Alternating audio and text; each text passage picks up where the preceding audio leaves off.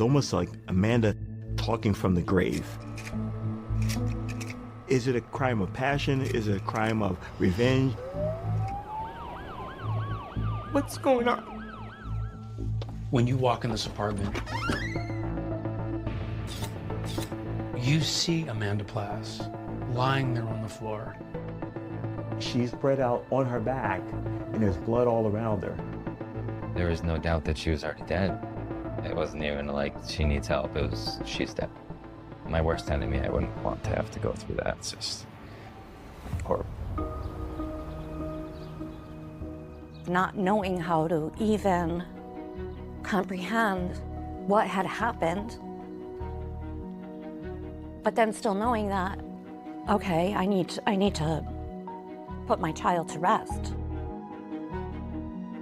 Every single person in her life was a suspect. Everybody. She said she had a lot of bad relationships in the past. Oh my God.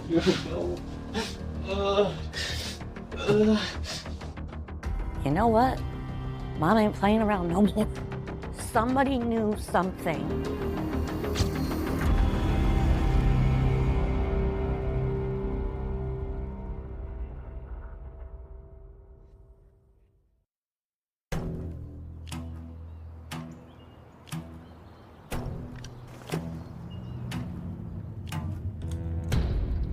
Our story begins here in Chicopee, Massachusetts. A small city nestled alongside the Connecticut River. Chicopee is a suburb of Springfield, Mass. It's about 90 miles outside of Boston. Here on bustling Memorial Drive is this busy Friendly's restaurant. It's a place for ice cream celebrations and familiar faces. One of those familiar faces, 20-year-old Amanda Plass. More than a waitress, really. Those who knew her said she was the heart of this place. Amanda really connected with the customers there.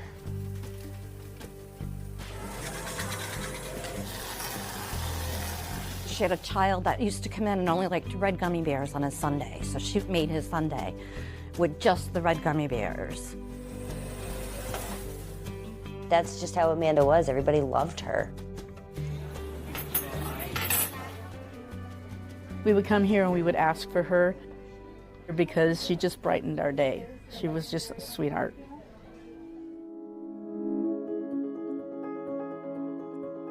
It was a warm evening in August, right around 5 o'clock, and Malene Holmes sat right here in this Friendly's, waiting for Amanda. Malene was a customer, and she and Amanda had become friends. They were supposed to meet right before Amanda's shift for dinner.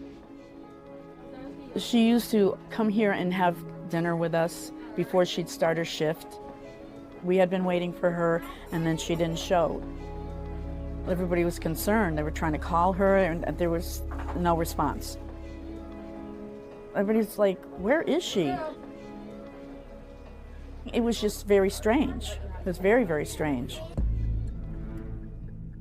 Even more strange was when minutes turned to hours, and the ever-reliable Amanda Plass never arrived for her shift at Friendly's. Not long after Amanda fails to show up for work, a frantic 911 call comes into the Chicopee Police Department. The caller is a 22-year-old named Seth Green.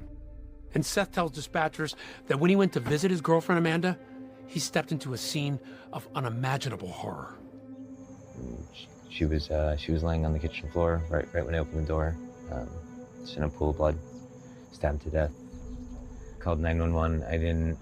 I was still holding her when I called 911. I mean, there was no doubt that she was already dead. It wasn't even like she needs help. It was she's dead. I mean, she was throat was slit. Multiple stab wounds to the chest, right in the heart. I was the on-call state police detective for that particular day. I got a call to say that there was a homicide occurred in Chicopee. Ronald Gibbons, who at the time was a detective with the Massachusetts State Police, raced to the crime scene. What's the scene like? You arrive, what are you taking in? This is the building itself. The Chicopee police officers had cordoned off this area, had put the yellow tape around it Right. to block anyone from going to the back. When the first detectives arrived at the scene, Lieutenant Gibbons says Seth was in distress and sitting on the back porch. He was frantic, he was erratic, he was just a range of emotions. What was that like for you, to see her on that floor? It's just something that I would never wish upon anybody. Like, you know, my worst enemy, I wouldn't want to have to go through that. Honestly, it's just horrible. When you walk in this apartment, you see Amanda Plass lying there on the floor. Describe the position she was in and what you're taking in as you see her. She's like spread out on her back and there's blood all around her. Death by stabbing is very often a personal attack on behalf of the perpetrator. You have to be up on top of somebody when you plunge that knife into them. It was almost like Amanda talking from the grave. Is it a crime of passion? Is it a crime of revenge? There's a lot of slashes here. This was very violent. It looked like she fought. I knelt down right next to her. I wanted to, you know, imagine or think that she was, you know, breathing or something. And I tried to give her CPR, like blow into her mouth, and it literally blew out of her. She was pretty butchered up, and yeah, it's just horrible. She's lying on the floor in a pool of blood with multiple wounds, partially dressed, and very dead. It's around the same time that Amanda's sister, Amy Lee, receives an unexpected visit from her aunt. And she told me, you know, your sister's dead. Your sister's been murdered. And I remember just crying instantly. I remember screaming. And my aunt is like, we need to find out who did this. We need to find out right now. And as we're en route to go tell her, my mom's calling me. And she's saying, Amy, what's going on? My mom's begging me to tell her on the phone what's wrong. So I went outside, and there were the Chicopee detectives and the state, my daughter, my husband, to let me know that she had been stabbed to death. So in real time, you're learning that your daughter was stabbed to death. How difficult is it to process all of this that's going on in that moment? Oh my gosh, how am I going to bury this kid? Or what, 19, 20-year-old has a life insurance policy. Where do you get the money? Just that whole process of not knowing how to even comprehend what had happened, but then still knowing that, okay, I need to put my child to rest. It's something you can never be prepared for. No, never in a million years. You see your friend and they're happy, they're vibrant, they're excited for life, and then all of a sudden, they're gone. And it just didn't make sense. It still doesn't make sense.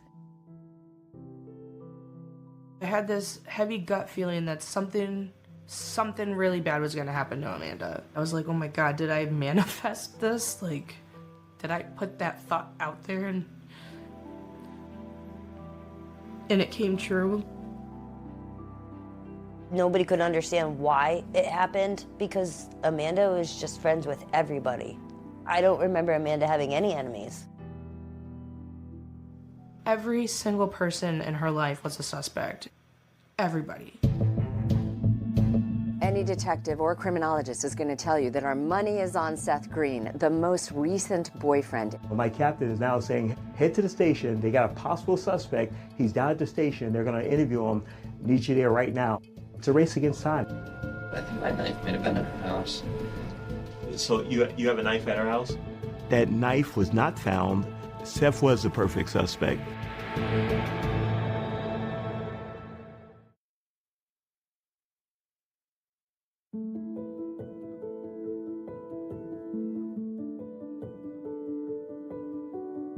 To truly understand Amanda Plass, all you needed to do was look into her eyes.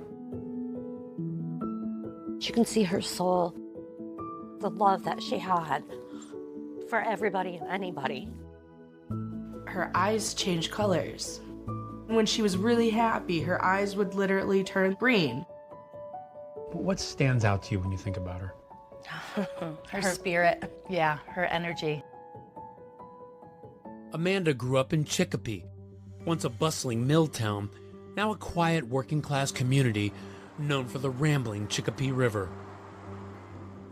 Chicopee's a small place. Everybody knows everybody. The neighborhood itself is a very close-knit neighborhood. The houses are pretty adjacent to each other. Very urban residential neighborhood. How often does it happen that you have a random murder? A lot of times you have a gang murder, and this was different because this is truly a victim in her own apartment, a young girl, 20 years old, brutally murdered. Amanda was the middle child, raised by her mom, Michelle. She attended a local high school, but left before graduating and instead earned her GED. She was a hippie child.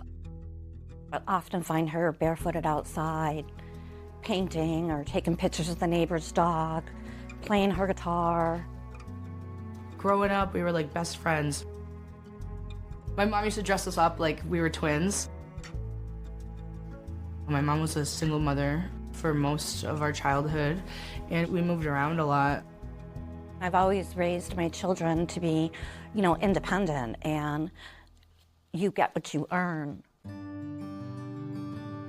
I used to call Amanda the bigger sister. She had a job, an apartment.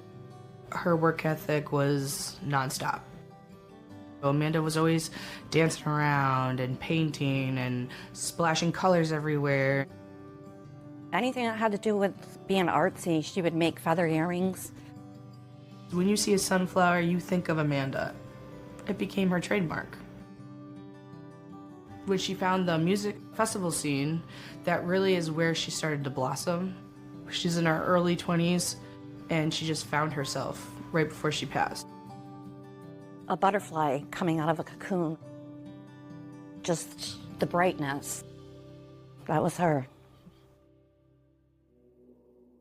On that tragic Friday in Chicopee, Amanda's boyfriend Seth, whom she had only been dating for about a week, tells police he stopped by Amanda's apartment and immediately noticed a broken window. Kept pounding on the door for a minute. And then did you try going to her apartment door? Yeah, turned the handle on the hots. I went to her door and let myself in, and she was laid on the floor in a pool of blood. She got up immediately and called. You have the right to remain silent. Do you understand that? Seth had only been dating Amanda for the week.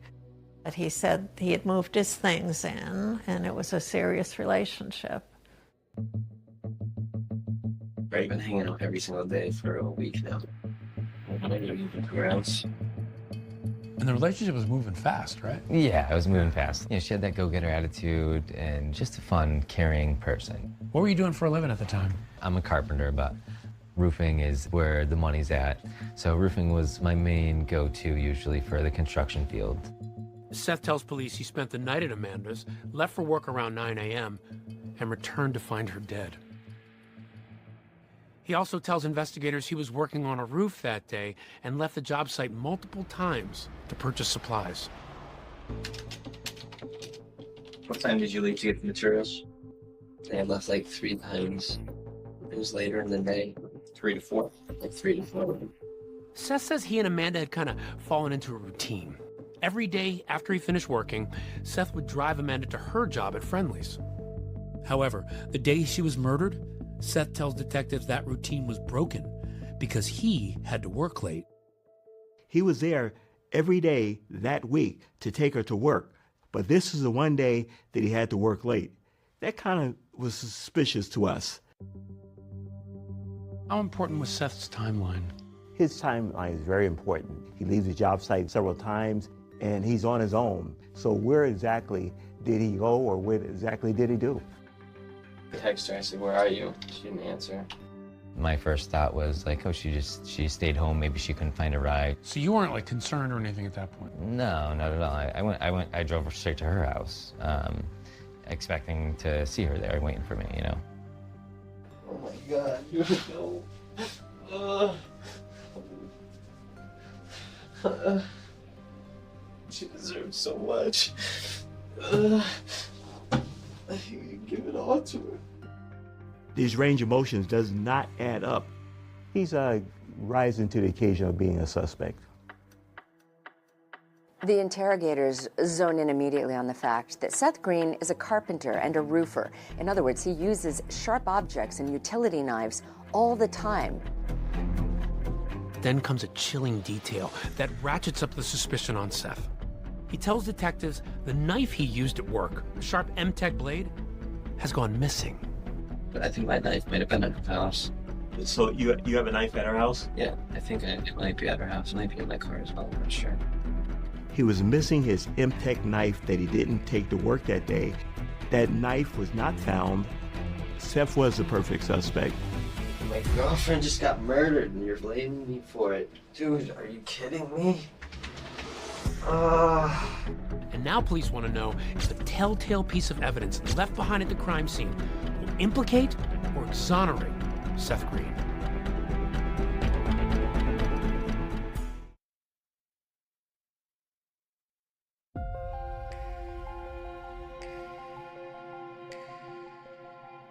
Michelle Pena will never forget the final text message she received from her daughter Amanda.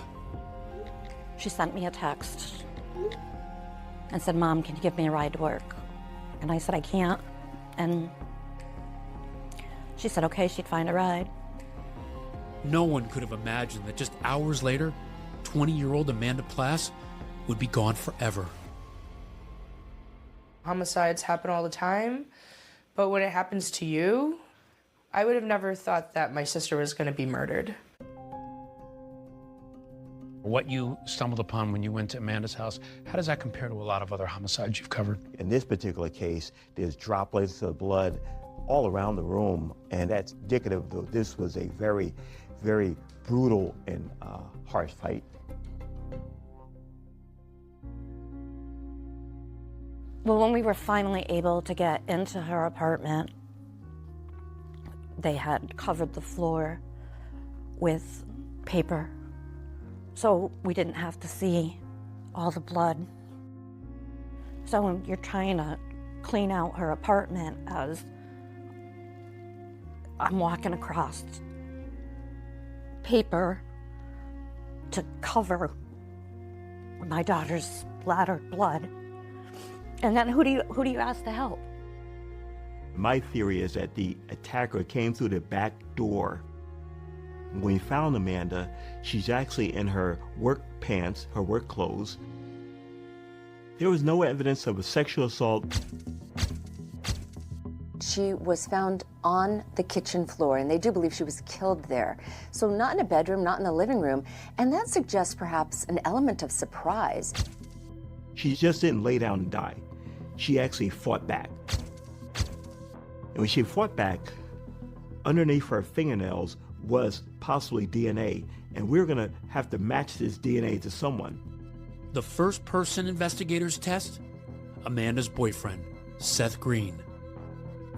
I'm gonna do a couple tests. We're just gonna swipe the inside of your cheek, okay? The interesting thing, we stepped out of the room, but we still observed him. And he'd cry a little bit and then just wonder why he was there. I can't believe that. So happy with her. What happened, baby? He had only been dating her for a week, and he was so caught up at this is the best thing that ever happened to his life. But detectives also receive information that points to someone other than Seth. Amanda had recently told her family that someone had been sneaking into her apartment. She said, my apartment got broken into again. And I said, well, what did they take? You need to call the police. And she says, no, Mom, all they took was a glass bowl, like a marijuana bowl. I said, well, you still need to call the police. And she said, no, what am I going to do? Tell them my pot got stolen? Amanda's friends say she suspected an unidentified male was watching her. She saw him peeking in her back window of her apartment. The window is actually broken, and we surmise that the person possibly had tried to make it look like a break-in. So on that same window, you end up with a palm print. If we can identify the palm print, we can also identify the person that would have been there that particular day. But among the most important piece of evidence found at the crime scene, a bloody sneaker print. That footprint showed a sneaker print in blood. You can actually see the Nike impression in that footprint. We had it measured, we had it analyzed. That was very important because of a smaller shoe, maybe a female, maybe a male. We were looking for a Nike size 7.5 Air Max shoe.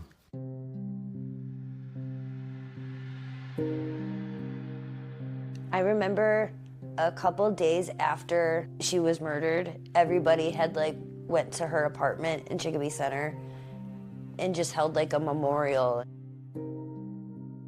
The whole front of her building was just a sea of sunflowers. That was a really intense, emotional time to be in front of the apartment of where she was murdered and just comforting each other, just shocked, not understanding how or why. And then, a few days after Amanda's murder, there was a funeral. I just remember it just being beautiful and intense and very heartbreaking. And a lot of sunflowers. Meanwhile, police aren't giving up on the idea of Amanda's boyfriend Seth as a suspect. Within hours of Amanda's murder, they even go as far as to ask him for the shoes on his feet. Would you give us permission to look at your shoes? Yeah, you can take them. Let me take them off now. Just put up. Finally, after almost 15 grueling hours, investigators reach a conclusion. Seth Green is not their killer. His DNA did not match. His shoe print didn't match. His boots were a size 12. It was too large to be the person at the scene. Clearly, there's some other shoes there that were not mine, and that's the thing that got me released, honestly. What did that moment feel like for you? Well, it's definitely a big relief, honestly. Yeah, when they were walking me out was definitely in a moment, finally, like I told you guys a million times, it wasn't me. What is that like to go through that, to experience the loss and then to have to face that questioning? I mean, it's unbearable, honestly. It's like, I just called you guys, why are you, trying to blame me for this? I love this girl. Seth is officially cleared as a suspect and tells cops there's someone else they should be looking at. She said she had a lot of bad relationships in the past. Detectives also want to learn about an ex-boyfriend who was allegedly upset after seeing a public display of affection between Seth and Amanda at Friendly's. While she was working, he had showed up at work and they started making out. And detectives say that ex's reaction wasn't very friendly at all. So at the very least, you had to consider that he could have had something to do with this. Very much so. A motive of revenge is on our mind.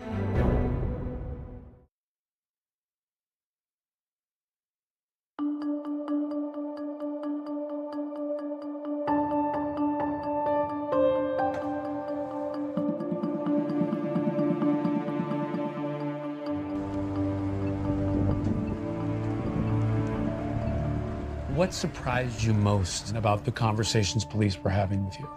It was hard for me to hear them kind of making me feel like they're, asking me questions as if I were the one that did it.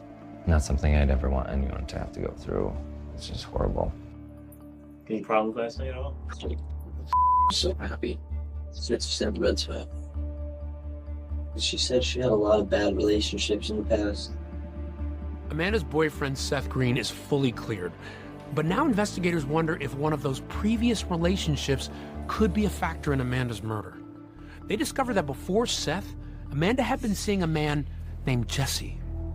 He was a boyfriend of Amanda, basically a week before Seth was. And he also worked at Friendly's. So at the very least, you had to consider that he could have had something to do with this. Very much so. Jesse wanted a serious relationship, Amanda didn't. And she finds a new boyfriend. Police learn of an alleged incident at Friendly's involving Jesse and Amanda's new boyfriend, Seth, that raises alarm bells for authorities. Friday was the murder. Thursday night, when Jesse's working, Seth shows up at the Friendly's. Amanda's boss at Friendly's tells police Seth came in and kissed Amanda openly. Jesse saw it, and he looked uncomfortable afterwards. Jesse asked to go home a little later. Jesse moves up the chain as a very likely suspect. A motive of revenge is in our mind about Jesse. I want to play some of your interrogation from speaking to Jesse. So you both worked at Friendly's on that Thursday, right? Correct. You left work early, right? Correct. You told us you left because they overscheduled you, right? Yeah. Okay. Well, that's not what we heard. We heard that Seth went in there, gave her a kiss that made you uncomfortable. Seth was in there for like a while. And he did kiss Amanda in front of you and it made you Not that I uncomfortable. seen them talking. It didn't bother me. I was talking to Seth, but I never physically seen them kiss.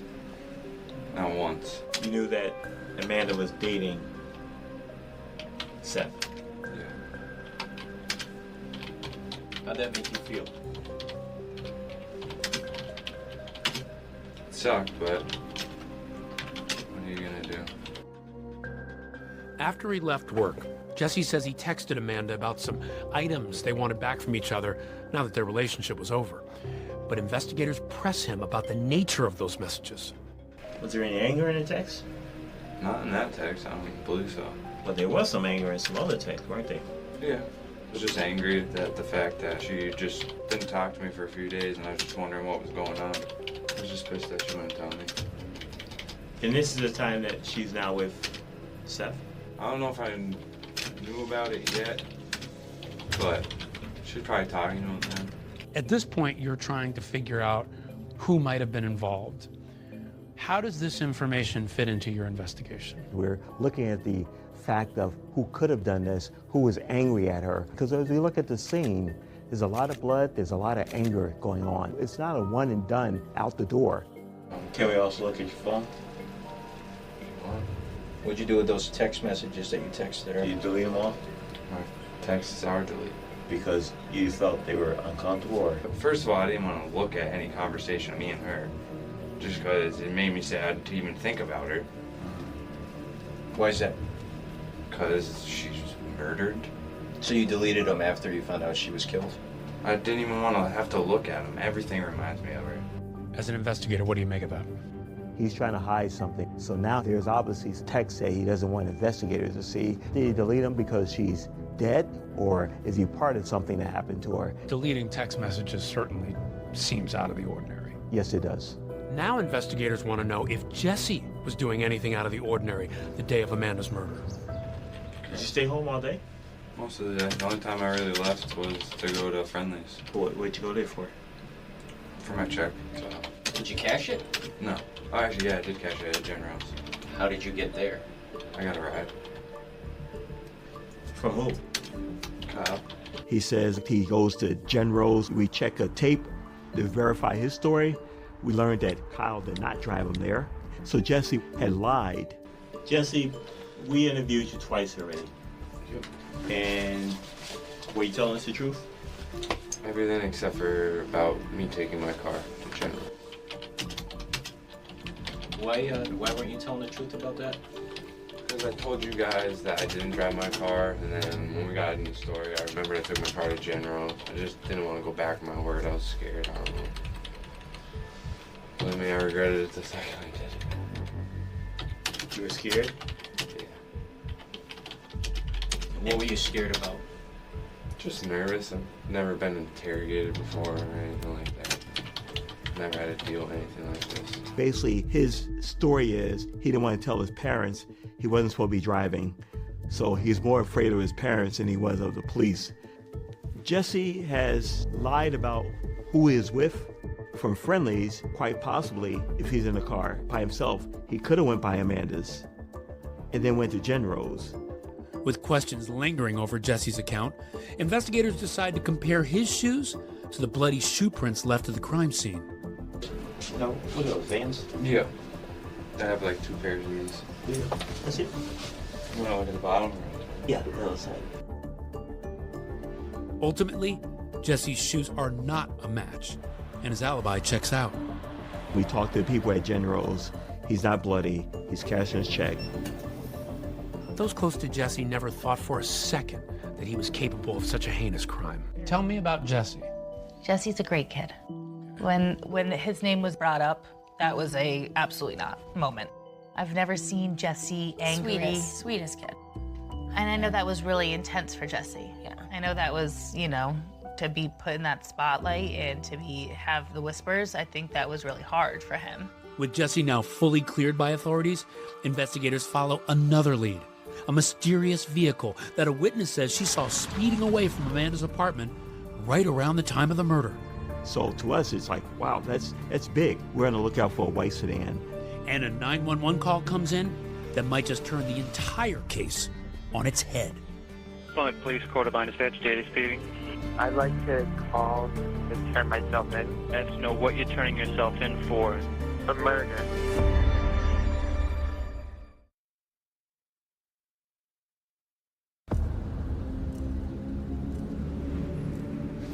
Jesse, there's a couple of things that are bothering me here on your statements. Amanda's ex-boyfriend Jesse raised eyebrows when detectives say he was less than forthcoming with information. Now, you said you still don't know how she died. I don't. You don't. I find that very hard to believe that you have no idea how she died when everybody's talking about it. It's been on the news. But after determining Jesse had a solid alibi, he was cleared, and investigators with the Chicopee Police and the state police quickly move on. Still unclear who exactly they're searching for. One of the best clues that investigators find is a shoe print, a sneaker that is a size 7.5 men's shoe, which is very small for men. It's the smallest size you can get in men's shoes. Or it could be a woman's size 9. Investigators get a new lead from a neighbor of Amanda, a witness who told police she saw a suspicious car the day of the murder outside Amanda's apartment. And so afterwards, as you're learning more about the scene, you learn about this white sedan that's here that peels away at one point. Right. Not a common thing to do. Not a common thing to do.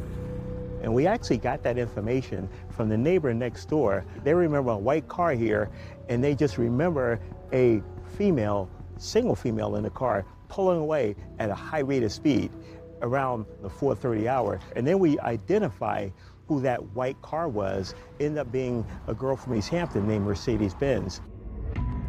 That's right. Her name is Mercedes Benz. Another friend of Amanda's who works at Friendly's.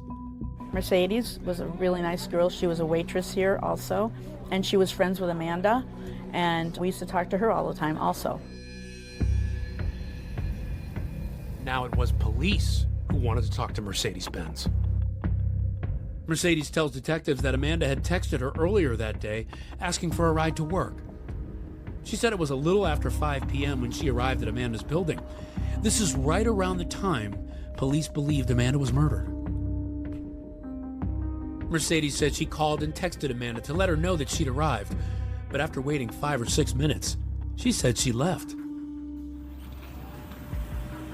We talked to Mercedes Benz, and she says, well, the reason I had to leave was I had to go to Walmart. Does that add up for you? It doesn't add up, because her purpose of coming here all the way from East Hampton was to give a ride to Amanda to work, to Friendly's, which is basically 5 to 10 minutes down the road. So it doesn't make sense. If you pull up here to get her, why would you just leave without even going upstairs?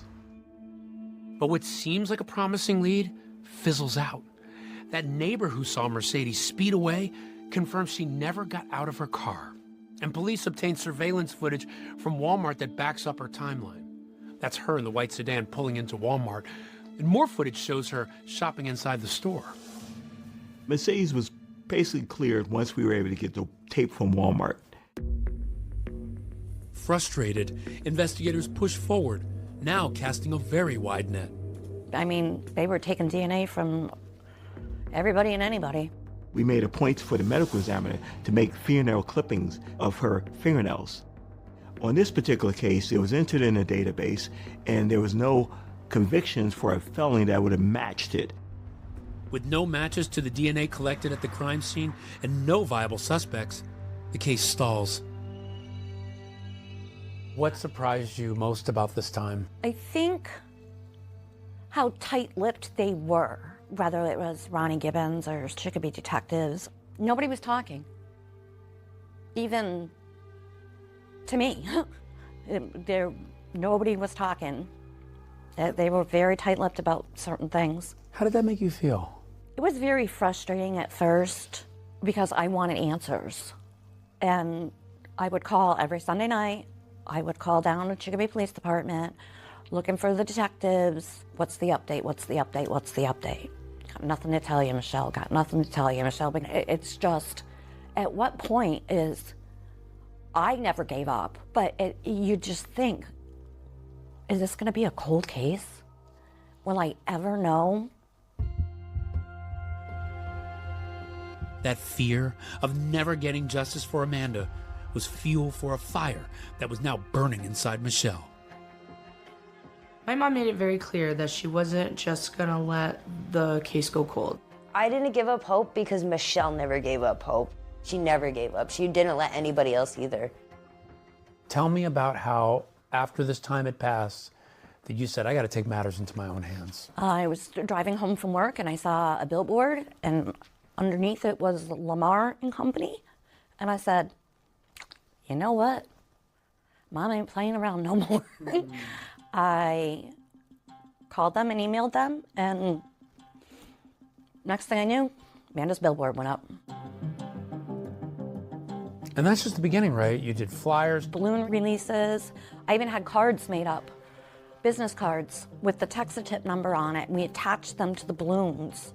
When we did the balloon releases, one of the balloons ended up 3 hours away, Cape Cod. Wow. It's been 18 months and 5 days since Amanda was murdered, so today I'm hoping with the release of these balloons that somebody will come forward. Somebody knows something that happened that day. It was a busy Friday afternoon. We're just looking for that one missing piece of the puzzle. She was just in your face. She really was like you would be as a mother. We want to find out what happened to your child, and she was out there. She was gonna find out. Michelle's a force. Despite Michelle's efforts to publicize Amanda's case, the investigation continues to languish.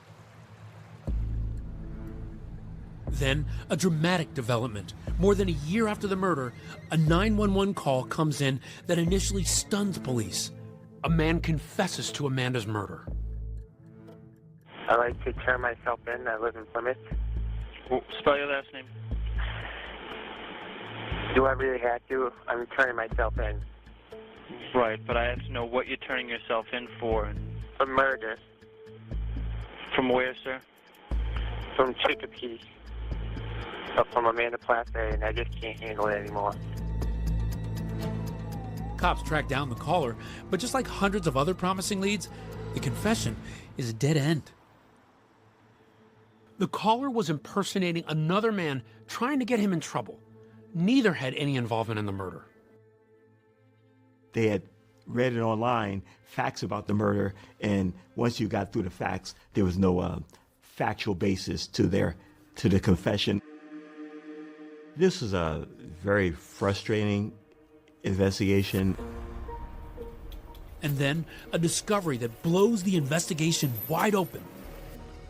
And I still remember the night. It was probably at 10 o'clock at night. I get a call from Ronnie Gibbons. Michelle, you got that whiteboard from the apartment? A clue that had been hiding in plain sight all along. I never heard his name. Had you ever heard Amanda mention something, Nope. Dennis? Never, not once. Can you spot the clue on this whiteboard?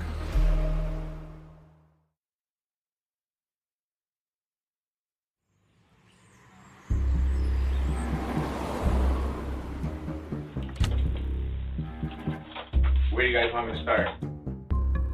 Nobody could wrap their head around the fact that Amanda was killed to begin with, let alone trying to think of who could do it.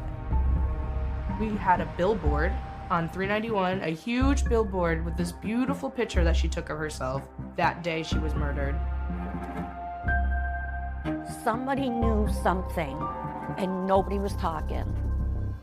I kept saying, there's no way that there's no DNA. There's just no way. There has to be something.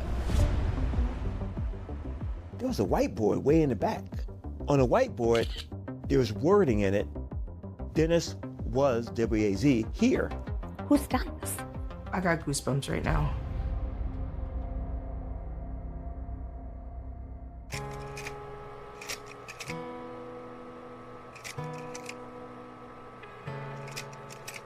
I was on the way to the hospital. They had told me 12 hours before I had her that I was having a boy. And Amanda by Boston was on the radio. As her godmother and I drove to the hospital. And when she was born, the nurse looked at me and said, "It's not a boy." So I named her Amanda after the song by Boston. I'm gonna take you by surprise and make you realize, Amanda,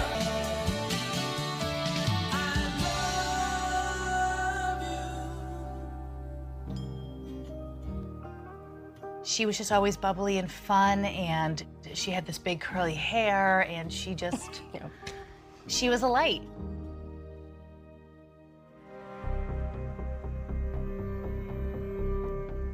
But on that tragic Friday in August, Amanda's bright light was extinguished when she was found brutally murdered in her apartment. She was laying on the kitchen floor right when I opened the door, just in a pool of blood, stabbed to death. I got the call to say that we have a homicide and respond to the scene. So I actually responded to the scene initially. People in the neighborhood were worried.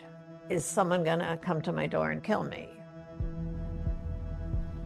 You don't even think it's real at first, you know? You're numb to it. Then you're like, oh, okay, maybe something's like amiss. Like maybe this isn't true. Nobody could wrap their head around the fact that Amanda was killed to begin with, let alone trying to think of who could do it. At the crime scene, police discover a partial palm print on the broken window and a bloody shoe print in the kitchen near Amanda's body. But with lead after lead coming up empty, the investigation is losing momentum. They interview hundreds of people who knew her, friends, relatives, coworkers, and there is nothing new under the sun. Unless somebody comes forward with new information, this case is going to grow cold. I think there's this impression sometimes that a murder happens, police will solve it in months. Some cases, they take time, they linger. Was that frustrating for you? It was very frustrating because, you know, as time goes on, and you have to realize that in 2011, when this occurred, time didn't stop. Investigations didn't stop. Crime didn't stop. So we were working other cases as well. I was getting nervous that her case was going cold. Somebody knows something that happened that day. We're just looking for that one missing piece of the puzzle. Amanda's mother, Michelle, takes matters into her own hands, organizing benefits, balloon releases. She even got a massive billboard with Amanda's picture put up on the highway. I wanted people driving down the highway and seeing my daughter's face. Somebody knew something, and nobody was talking. But then, a little more than a year after the murder, the story takes a strange turn. Rumors are swirling in Chicopee about graphic crime scene photos seen at a high school football game. New details on the Chicopee police officers accused of taking pictures of murder victim Amanda Plass's body. It was June 10th of 2013. I will never forget. There was a news conference. It was the then mayor who was appointing a new chief of police and said that they were investigating a crime scene photo leak by 2 of the Chicopee police officers. My heart just sank. What do you mean police officers were taking pictures of the crime scene and sharing them? 2 Chicopee police officers who had been assigned to protect the crime scene took photos of Amanda's body with their personal phones, and adding insult to injury, they forwarded the pictures to other officers, and it was shown to coaches at a high school football game. Everyone, the whole newsroom was, how could anyone do this? How could an officer do this? Michelle sued the police department and the city, claiming emotional abuse suffered at the hands of the Chicopee PD. They sued him for $10 million. I sued the city, the police department. I sued them all. It wasn't about the money. It was about proving a point. An internal affairs investigation called the behavior an affront to the professionalism otherwise demonstrated by Chicopee and the state investigators in this case. The officers responsible were disciplined by the police department. They were there to protect the scene, and at my daughter's most vulnerable moments, you disrespect her in the worst way ever and think that's okay. I was mad. At the same time Michelle's dealing with the photo controversy, she's campaigning tirelessly to keep Amanda's murder case front and center. What was it like for you to have to handle questions about that controversy, while at the same time, what you're really focused on is finding your daughter's killer? Yeah, and I think that's what's the hard part of it all. I didn't want the controversy to overshadow the fact that we still did not have justice for Amanda.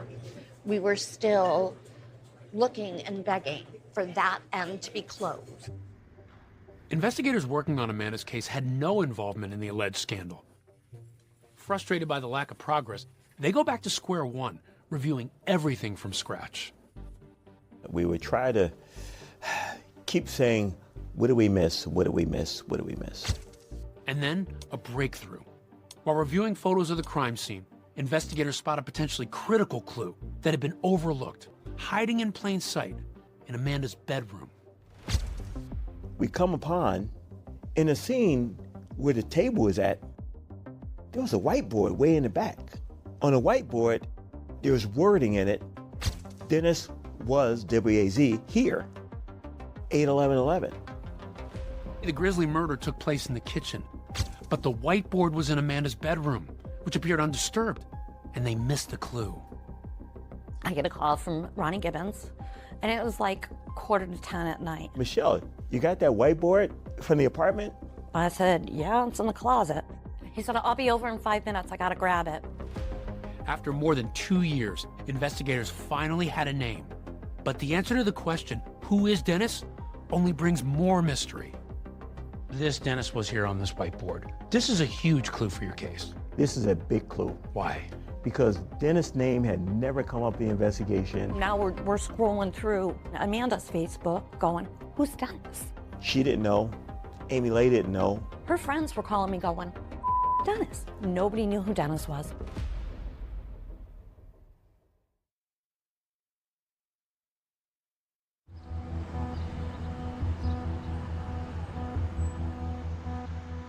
Amanda's friend Desiree said, through force of sheer will, you kept her name out there. How difficult was that? It was difficult. It takes a toll. And there are some nights where you just, again, you don't want to be that mom. But then something else would pop up and you'd be like, okay, let me call Trooper Gibbons. It was tough. It was very tough. I had Michelle that was calling me at 11 o'clock at night, 12 o'clock at night, mad and angry. You gotta do something. You gotta do something. There was never a time where Ronnie did not show up at my house without a smile on his face. The only side that I saw was the compassionate side, the side that said, I'm here to the end.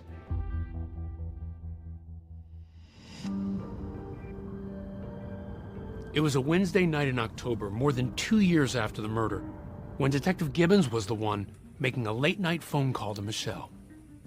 It was October 30th, 2013, 9:45 at night. I get a call from Ronnie Gibbons. Hey, you still got that whiteboard from Amanda's apartment? I said, yeah, it's in the closet. He said, I'll be over in 5 minutes. I got to grab it. The discovery of a name hiding in plain sight on a whiteboard in Amanda's apartment kickstarts an investigation that, frankly, had been on life support. Now the question everyone is asking, who's Dennis? No one knew Dennis. Had you ever heard Amanda mention someone Nope. named Dennis? Never, not once. I never heard his name. The detectives told me right when they found it, asking me if I knew the name. I'm like, no idea. It is such a long shot, but they zone in on that and they decide they need to find out who Dennis is. One of the things that was missing was her cell phone. We went back to her cell phone records. We came out that there was phone calls for a number that came back to a Dennis Rosa Roman. I immediately recognized the name because about a year before, I had actually arrested Dennis Rosa Roman. Gibbons had arrested Rosa Roman on a misdemeanor charge of disorderly conduct. Rosa Roman pled guilty and paid a fine. But now Gibbons knew exactly who Dennis Rosa Roman was. The question, was this the same Dennis whose name was on that whiteboard? You have anything further you want to tell us? A possible answer could lie in one of the police interviews with Amanda's ex-boyfriend, Jesse. While Jesse was still dating Amanda, Amanda had told him that she thinks her apartment had been broken into while she was at work. She thought it was some kid that she had met and bought weed off of. Jesse described him as being shorter. Jesse's probably like 5'10", 6 feet. He's got to live like somewhere within like 2-second walk. I remember I used to see him walking around like that area all the time. Jesse said Amanda told him she had hung out with the person once before, but he had no idea where. Now Detective Gibbons is wondering if the man Jesse had been describing in that interview could have been Dennis Rosa Roman.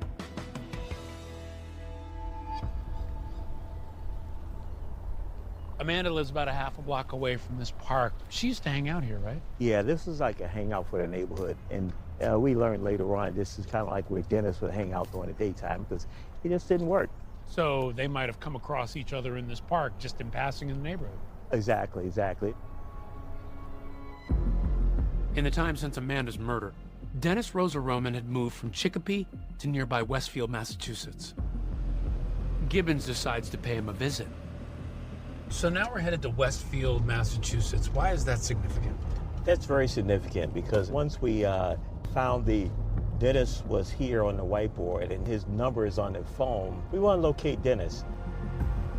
What's your expectation going there? What are you trying to achieve? The plan was to knock on his door and talk to him, just like we had talked to over 50 other people in the case, as well as to get his shoe size, as well as to get his DNA. I go to the apartment, ring the doorbell, no answer, and next thing you know, I see from a side alleyway that's between the building, Dennis come out. And what happens next? Beautiful timing, but here he is, he comes right around the corner. Just walking right to you. Walking right to us. So I stop him and then say, hey Dennis, you got a moment? We want to talk to you about Chicopee. We want to talk about a girl named Amanda Plass. Yeah. His first thing is, he kind of chuckles, he says, oh no, I don't go to Chicopee, it's too dangerous there. And I say, well, how about this girl, Amanda Plass? And he says, oh, I don't know Amanda at all.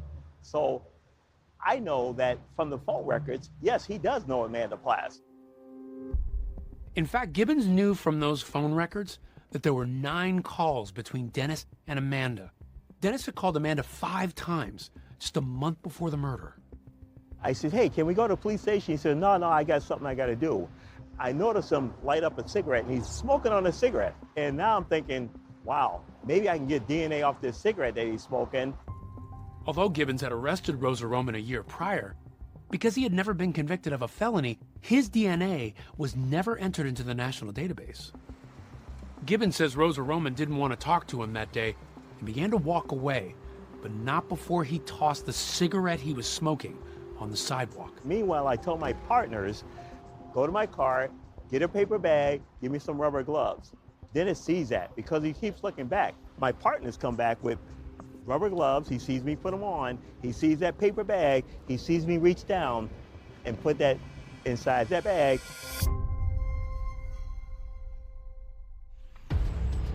Two days later, Dennis Rosa Roman is sitting in an interview room at the Westfield Police Department. So your first name is Dennis, right? Yes, D-E-N-N-I-S. Engaging in a high-stakes game of cat and mouse with investigators. I don't feel right doing this at all, but I have to. You don't even understand. I'm trying to save my life here.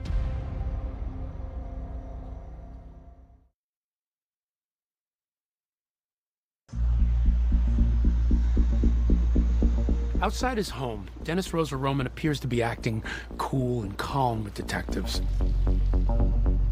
Until he sees them pick up his cigarette butt off the street. Clearly he's concerned, because not long after they leave, he calls Lieutenant Ronald Gibbons.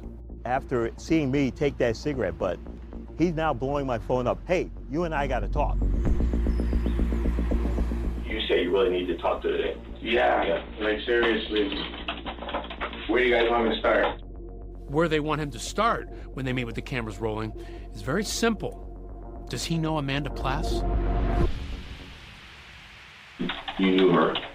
I met her. I didn't know her that long, but I knew her of her. You know her first name? Amanda. How much before did you meet her that she passed? Say like a week or two. Okay. 2 weeks the most. So you know her about a week or two before she got killed? Yeah. He didn't know Amanda at all. And then he comes around to say that, okay, I did know Amanda, but I would sell her weed. I met her by Family Dollar in Tedeschi and Chicopee. Okay. You know where that's at? So I seen her, you know, she asked me if I could get some bud. How many times previously did you get weed for her? It's only been like 3 times, the most. You ever been to her apartment? Like up the stairs, and that's about it. I've never stepped in her house. I've never seen the inside of her house. As Dennis is talking, he notices detectives checking out his sneakers. Like my shoes? Yeah, Nikes. Air Maxes. What he wears into the station that particular day is this black Air Max shoe. And we took the aha moment to say, you know what, can you take off your shoe and I'm gonna take a picture of your shoe. Oh, my feet stink, I'm sorry. Because the crime scene itself had imprint in blood. The print that you found on the scene, what size was that? That was a size 7.5 Nike shoe. And what size is the shoe that we're looking at? This is a size 7.5 Nike shoe. Remember, detectives have had no luck matching those bloody shoe prints to previous suspects. So according to Gibbons, this is potentially damning if confirmed, but still not as conclusive as a DNA match to what was found under Amanda's fingernails. So Gibbons says they get Rosa Roman to agree to a DNA mouth swab. Just, you know, open your mouth, just gonna rub that inside of your lip. And so do the other side. Gibbons says he wants Rosa Roman directly tested in case that cigarette butt sample might somehow be contaminated. Doing great. Under your tongue. There's a really big difference between you thinking, hey, I think we got our guy, and you lining it up with the evidence. This is a matter of facts. So the day that this all happened, what happened that day? So, Rosa Roman starts telling detectives his version of what happened the day Amanda was killed. I brought her some weed. Did she call you like that day? Or? Yeah, she called me that day. She said, yo, can you give me a dime bag?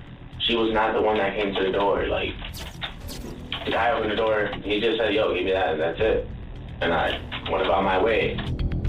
What Dennis says is that this other guy was at the apartment. I didn't bother saying anything to the guy. The guy looked suspect, like, he looked suspicious. He answers detectives' questions about what he says the man looked like. I'm 6 feet, so what do you think? 5'10", maybe. Oh, he's taller than you. Taller than me, obviously, yeah. He has, like, dirty blondish hair. Would you say white? Yeah, he's white. Say he weighs, like, about 170, 190 the most, almost 200 pounds. And goes on to describe what he claims he heard while outside the apartment. I'm listening to this guy's like, I want my money.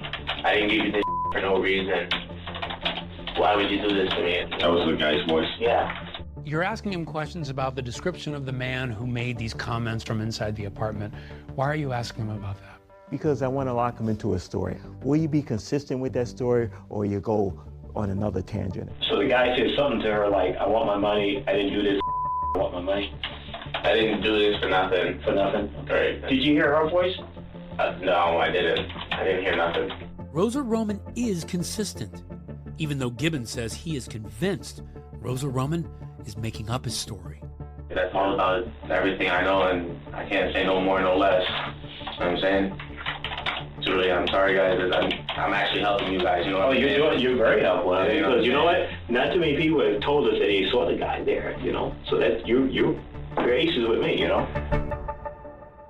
I didn't have enough to arrest him at this point. I had to allow him to leave. Thank you very much. One interview ends, but Rosa Roman isn't done answering questions. 2 days later, This picture is inside her apartment. You ever seen this room? it's a photo of that whiteboard. What will Rosa Roman have to say when he's shown his name is on it? And see right here, it says Dennis was here.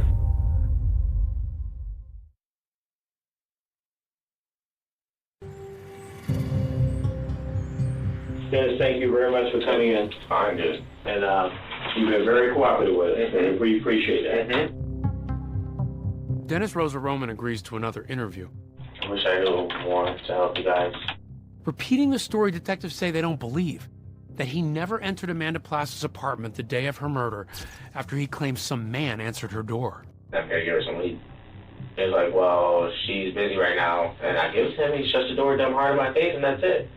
It's like, okay, this guy's mad, and I'm about to leave, like, and I left. You know what I'm saying?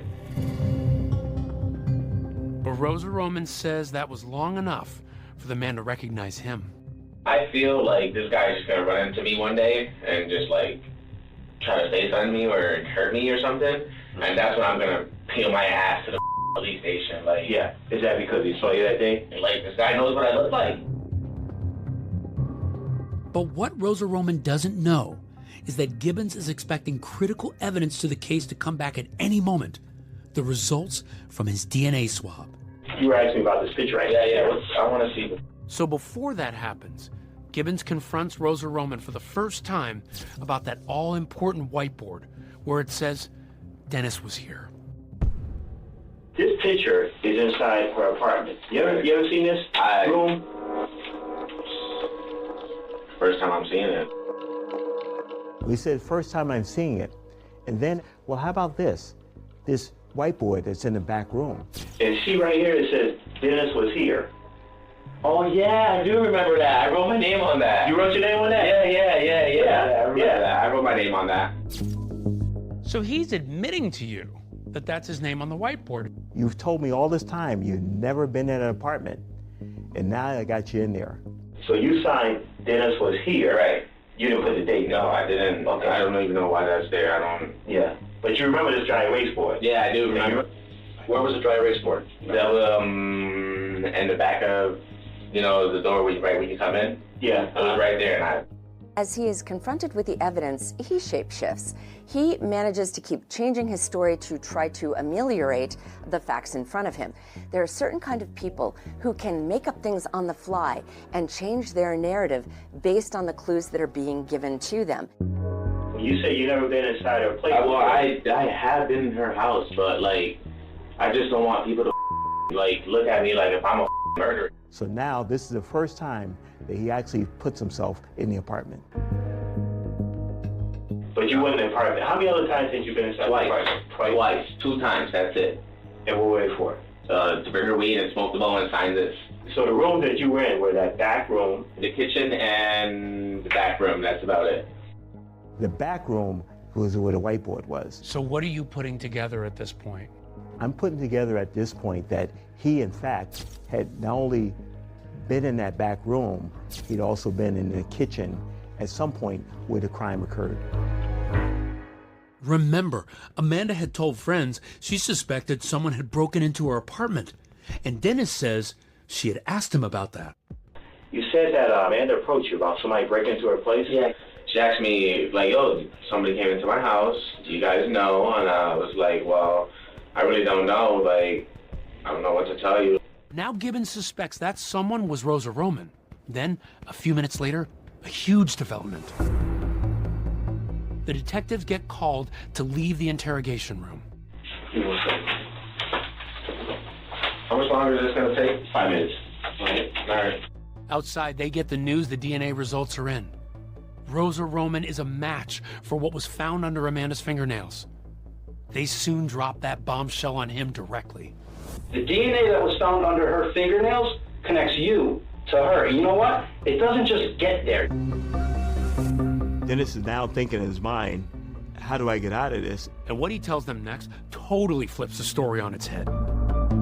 He now claims he tried to save Amanda. I know the murderer, and I tried to save her life. What's he trying to do here? He's trying to create a situation of why we have his DNA, why his DNA is possibly on her. He's casting himself almost as the hero in this. Yes, he is. Well, why don't you tell us everything that happened in the apartment? I know the murderer. That's all I know. I can't give you no more. I'm sorry. That's You it. said he tried I want a to murder lawyer. but- I want a lawyer. Okay. Gibbons says asking for a lawyer stops the interrogation room recording immediately. So you don't see the scuffle that he says breaks out when detectives handcuff Rosa Roman and place him under arrest. You don't have to be aggressive with me, dude. You didn't have to be that aggressive. And then they have him booked. He's charged with first-degree murder. This is over 2 years after Amanda was killed. They tell you, we are making an arrest. Yep. What did you think? Finally. Finally. You know, you always wonder why. Why? Dennis, though, is admitting nothing. What are you guys trying to do? Pin me for this murder, too? My DNA may be on her body, my DNA may be at the house, but you guys really don't know what went down. But after he's transported from the Westfield Police Department to Chicopee, he's about to explain. He demanded to speak to myself and Watson again. So he didn't come to the door. You actually went inside. I went inside. I barged in. Was the door open? The door was unlocked. As Rosa Roman tells them the newest version of his story, he now claims when he hears the commotion inside Amanda's apartment, he rushes in and fights the man he says was trying to kill her. What do you see when you get to the kitchen? I see the guy on top of her. When you say he was on top of her, where was she at? She was on the floor. What are you doing? I'm tussling with the guy, trying to get the knife out of his hand, and he's just like thrusting it forward towards me, and I'm like trying to back up, and I try to like grab Amanda, and she scratched me. Yeah, she got some skin off of me, but that's because I was trying to save her. That's right. Rosa Roman now claims he tried to save Amanda's life. This is the key to his new story. His explanation for why his DNA is under Amanda's fingernails, even though he says he didn't kill her.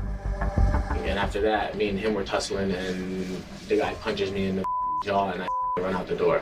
And that's what his story was, that this guy is now following him around town. He's now being threatened by this guy because this guy doesn't want the truth to come out. What did he tell you? Yo, you snitch on me, I'm gonna kill you. Just like that. Like, I know I killed her, and that's it. It's done. But now, Rosa Roman has to tell that story in court. The trial of the man accused of killing 20-year-old Amanda Plass is getting underway today in Springfield. And he says he can identify who Amanda's killer is.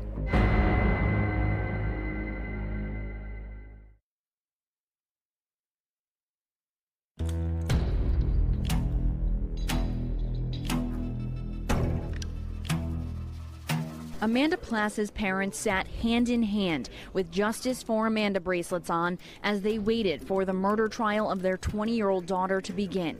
I think I broke down more so in the courtroom, just looking at him. It's kind of hard to describe how it felt to see him for the first time. It's like a fever dream. Like, is this really happening?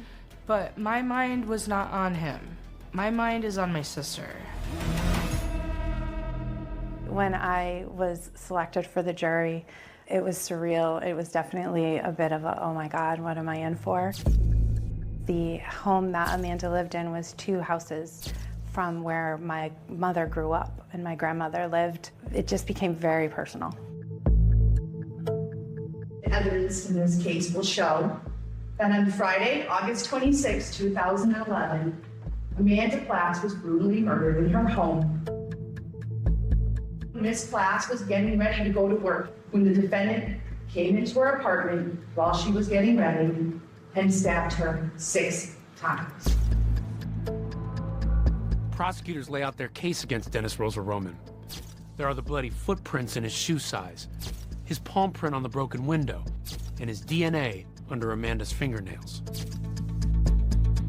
They argue that Dennis, and only Dennis, committed this crime. 1 set of bloody footprints. 1 major male DNA profile underneath both her right hand and left hand fingernails. 1 killer, 1 defendant. They literally took us from A to B to C to D. They laid out every single piece of evidence.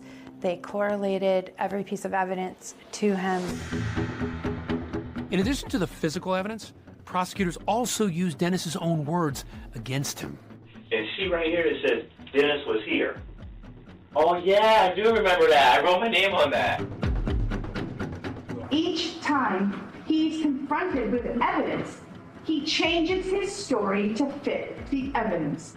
I think it was important for them to see the 3 interviews because it showed Dennis as agreeing to some of the facts, denying some of the facts, and then coming around and changing his stories repeatedly.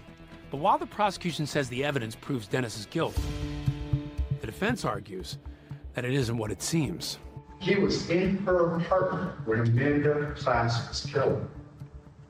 He did not do it, but he knows the guy who did it. The last story he told was that he was there with another man and he saw the other man kill Amanda, but he will never give the name because he was afraid the killer would kill his family. And he tells you how many times he's afraid for himself, he's afraid for his family. Charge me, I'm not giving up his name. My name pops up, meaning if they capture him, if my name pops up, he's gonna kill me. Dennis's version of events kept changing over those 3 police interviews. In his final one, Dennis had a new detail for detectives, that the alleged killer was none other than his own drug dealer. Your dealer went to her house? Yeah. Your dealer? My dealer. The 2 of you walk in the house together? Yeah. He had said he was there because he had given Amanda pot and she had not paid. So he said that the drug dealer killed Amanda and he saw it. I'm like, yo, why are you doing this? I'm gonna get you your money. And I try to grab her and she like grabs my arm and he's just keep going and going and going and going. What do you mean he's going and going? He's stabbing her? Keep continuously stabbing her and she just collapsed on the floor after I separated her. Think she was dead? I know she was dead. I was just thinking to myself, like, how do I get myself out of this? The defense strategy was basically that the police should look further.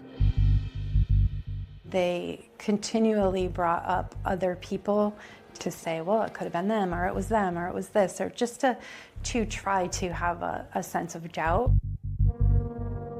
After 8 days of testimony, the fate of Dennis Rosa Roman now rests with the jury. When we retired to the jury room to deliberate, we took a photo of Amanda. It was a close-up of her face with her smile, and we hung that in the jury room just so we could remember why we were there and what this was all about. It was hard. You don't ever want to think of your best friend going through something that awful. And that was her final moments. Yeah. And then bringing that into the trial, it was just... It's terrible. It's terrible. To this day, it's just... there's no words. After only 5 hours of deliberation, the jury reaches a verdict. We were sitting in the DA's office in the break room, and next thing you know, you hear running down the hall that the jury came back. Breaking news this hour, a guilty verdict today in the Amanda Plass murder trial. The jury today found Dennis Rosa Roman guilty of first-degree murder. We had a couple jurors who weren't quite sure. One of them wanted to review a bunch of evidence again, and his commentary the whole time was, look at him, he's lying, he keeps changing his answers. And we very quickly came to a unanimous decision that Dennis was guilty. In that moment, you felt? Relief, definite relief. Now I can put an end to this chapter. Despite a guilty verdict, there's still the unanswered question hanging over this case. And that's, why did Dennis Rosa Roman kill Amanda Plass in the first place?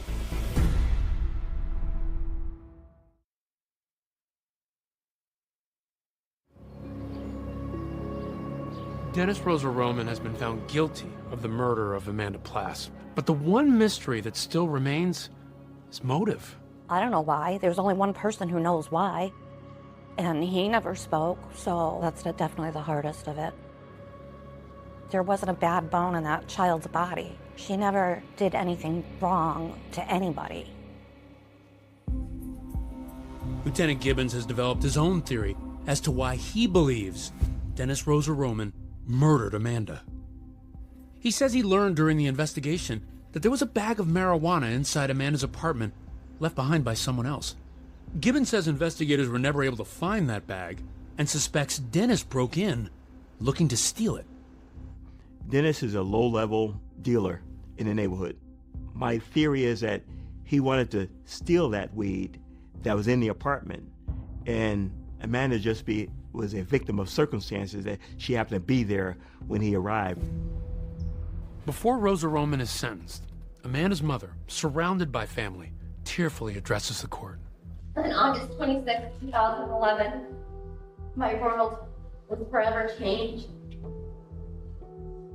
My pain does not end here, but my healing begins. I think at that point, it was finally my time to tell him, you took something precious from this world, and I hope you never see the light of day again. There is no amount of time that will ever bring Amanda back. I would like to ask the court to hand out the highest sentence possible of life without parole. It's the justice Michelle Pena has spent more than 5 years fighting for. Court has hereby sentenced you to the Massachusetts Correctional Institution in Cedar Junction for the term of your natural life without the possibility of parole. As you look at him and you see that he's getting life without parole, what emotions are going through you at that time? It was a relief knowing that we were finally at another closing point. Did you feel like justice had been served? No, justice will never be served because she's dead and he's not. As for those officers who snapped those photos of Amanda's body at her most vulnerable moment, the mayor of Chicopee released a written apology.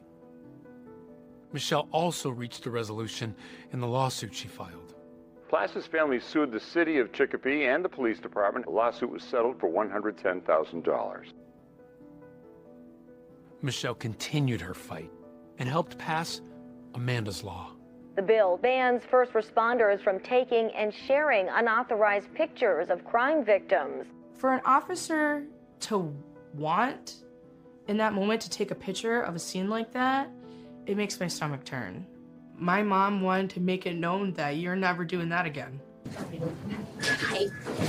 Today, Michelle keeps Amanda's memory alive by sharing her story with college students.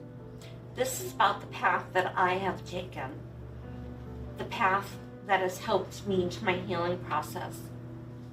I want people to know that the grief never goes away, but dealing with it or trying to deal with it or put a Band-Aid on it enough to get you through every day is what you have to do.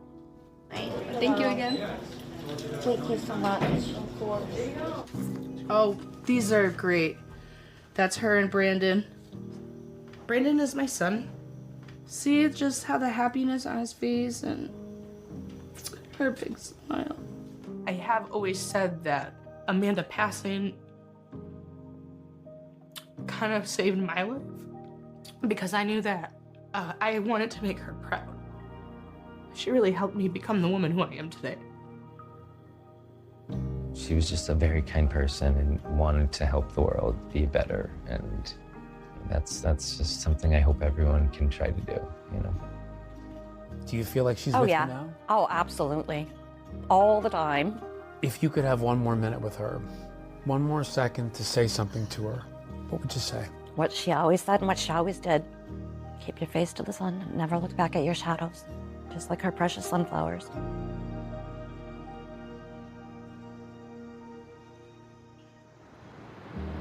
Dennis Rosa Roman appealed his conviction, but it was denied. And David, even though he was sentenced to life without parole, there's still a chance he could walk free one day as early as 2028. A Massachusetts court has ruled that it's unconstitutional to sentence offenders under the age of 21 to life without parole.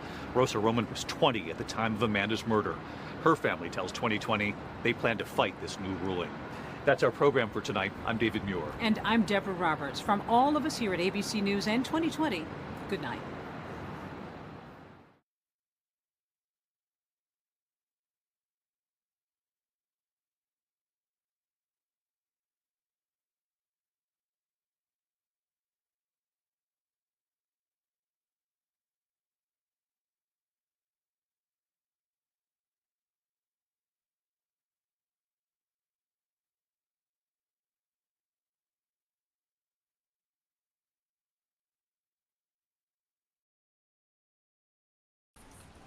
All right, guys, thank you very much for coming today.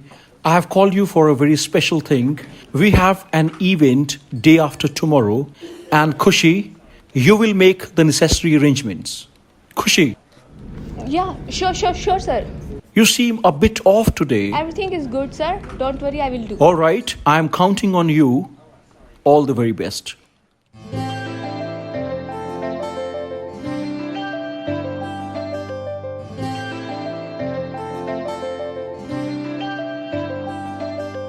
ਕੱਲ ਰਾਤੀ ਰੋਈਆਂ ਮੈਂ ਤੇਰੇ ਕਰਕੇ ਸੁਣਿਆ ਏ ਤੂੰ ਵੀ ਰੋਇਆ ਮੇਰੇ ਕਰਕੇ ਕੁੜੀਆਂ ਚ ਲੜਾ ਮੈਂ ਵੀ ਤੇਰੇ ਕਰਕੇ ਮੁੰਡਿਆਂ ਚ ਅੜੇ ਤੂੰ ਵੀ ਮੇਰੇ ਕਰਕੇ ਮੈਂ ਨਾ ਪਿਆਰ ਕਰਾਂ ਮੈਂ ਨਾ ਪਿਆਰ ਕਰਾਂ ਕਿਉਂ ਨਖਰੇ ਜਿਹੇ ਦਿਖਾਵੇਂ ਕਿਉਂ ਨਖਰੇ ਜਿਹੇ ਦਿਖਾਵੇਂ ਇੰਨਾ ਨਾ ਸਤਾਇਆ ਕਰ ਮੈਨੂੰ ਮੇਰੀ ਜਾਨ ਨਿਕਲ ਨਾ ਜਾਵੇ ਮੈਂ ਜਦ ਵੀ ਕੁਝ ਬੋਲਾਂ ਤੇਰਾ ਨਾਮ ਬੁਲਾ ਤੇ ਆਵੇ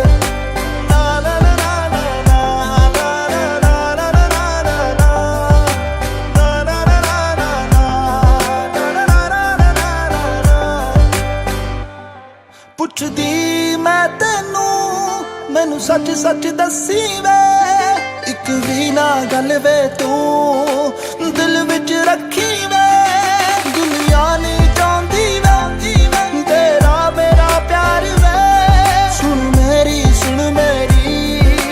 ਸੁਣ ਲੈ ਯਾਰ ਵੇ ਨਹੀਂ ਸੋਹਣਾ ਲੱਗਦਾ ਏ ਹੈ ਜਦੋਂ ਵੀ ਲੜਦਾ ਏ ਜਦ ਵੀ ਕਿਸੇ ਨਾਲ ਗੱਲ ਕਰਾਂ ਮੈਨੂੰ ਪਤਾ ਵੇਖ ਕੇ ਸੜਦਾ ਏ ਰਾਜ ਤੂੰ ਹਰ ਵਾਰੀ ਹੋਏ ਰਾਜ ਤੂੰ ਹਰ ਵਾਰੀ ਲਾੜੇ ਲਾਵੇਂ ਇੰਨਾ ਨਾ ਸਤਾਇਆ ਕਰ ਮੈਨੂੰ ਮੇਰੀ ਜਾਨ ਨਿਕਲ ਨਾ ਜਾਵੇ ਮੈਂ ਜਦ ਵੀ ਕੁਝ ਬੋਲਾਂ ਤੇਰਾ ਨਾਮ ਬੁਲਾ ਤੇ ਆਵੇ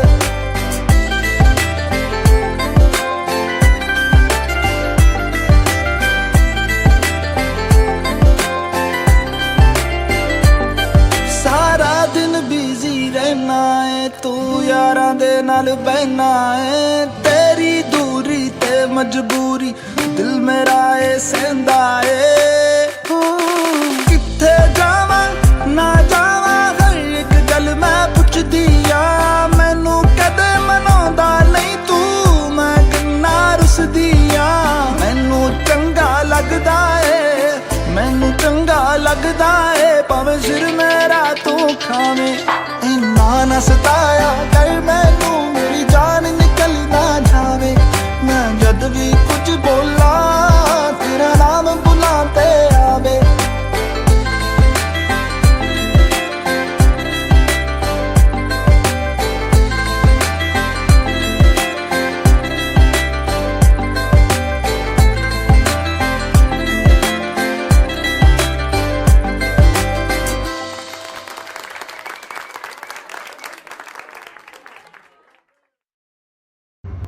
तो अभी आपने हमारा दुनिया सॉन्ग देखा सो प्लीज कमेंट करके बताना कि आपको सॉन्ग कैसा लगा एंड हाँ वीडियो को लाइक करना जाने से पहले रिपल म्यूजिक स्टूडियोज के चैनल को सब्सक्राइब कर लेना thank you bye bye everyone